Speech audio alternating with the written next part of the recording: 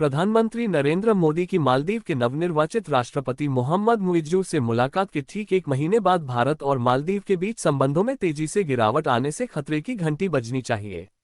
ये ट्रिगर मालदीव के 3 मंत्रियों के ट्वीट से आया, जिसमें उन्होंने मालदीव की कथित कीमत पर अपने हालिया दौरे के दौरान लक्षद्वीप द्वीपों को बढ़ावा देने और इजरायल के साथ अपने करीबी संबंधों के लिए मोदी पर हमला किया। मंत्रियों ने भारतीयों के बारे में भी अपमानजनक टिप्पणियां की।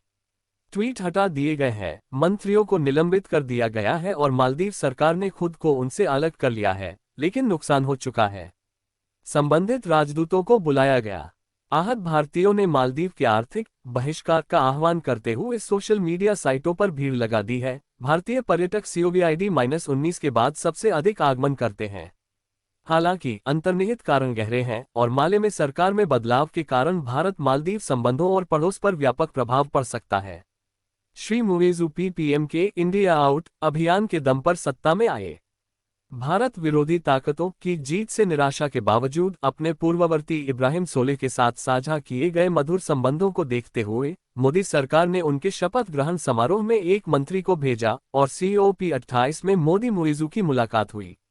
हालांकि श्री मुइज्जू ने अपने पहले द्विपक्षीय गंतव्य के रूप में तुर्की को चुना और अब चीन का दौरा कर रहे हैं। भारत को अपनी पहली प्राथमिकता नहीं बनाने वाले पहले राष्ट्रपति बन गए हैं।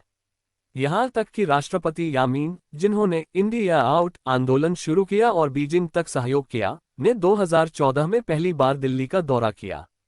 श्री मुइज्जू ने भारत पर अपने सैन्य कर्मियों की वापसी पर दबाव डालना जारी रखा है, भले ही भारत ने अपनी भूमिका स्पष्ट कर दी है। बहिष्कार के आह्वान और बढ़ती अतिराष्ट्रवादी बयानबाजी के साथ दिल्ली और माले को एक कदम पीछे हटने और अपनी प्रतिक्रियाओं का पुनर्मूल्यांकन करने की जरूरत है।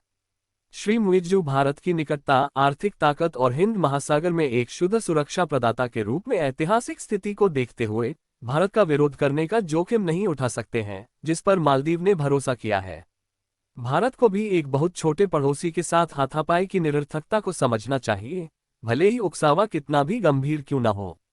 सोलेह सरकार और दिल्ली के बीच पिछले कुछ वर्षों के संबंधों ने एक मजबूत रिश्ते के लाभ दिखाए हैं। द्वीपों में भारत के बुनियादी ढांचे के प्रयास और विकास परियोजनाएं, एक गहन रणनीतिक साझेदारी, COVID-19 महामारी के दौरान समर्थन और अंतर्राष्ट्रीय मंच पर सहयोग। भारत के लिए ऐसे क्षेत्र में जहां इस साल कई चुनाव होंगे, ये सुनिश्चित करना सर्वोपरि है कि पड़ोस में घरेलू राजनीतिक परिवर्तन द्विपक्षीय संबंधों की बुनियादी संरचना को नहीं बदलते हैं या क्षेत्रीय स्थिरता को प्रभावित नहीं करते हैं।